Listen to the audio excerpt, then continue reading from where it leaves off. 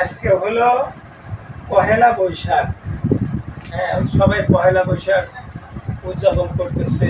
আজকে বাংলাদেশের মানুষ, আমরা বাঙালি পহেলা বৈশাখ উদযাপন করতেছি।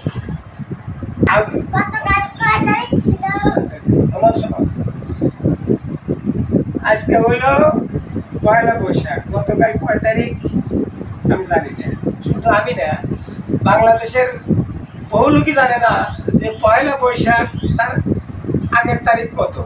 কারণ যে বাংলা সনের সাথে বাংলা মানুষের খুব একটা ভালো সম্পর্ক নাই।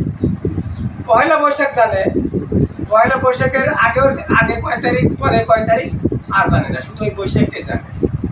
সুতরাং আমাদের বাংলা এই সন সম্পর্কে আরো সচেতন হতে হবে, বাংলা সনের ব্যবহার করতে হবে। ধন্যবাদ।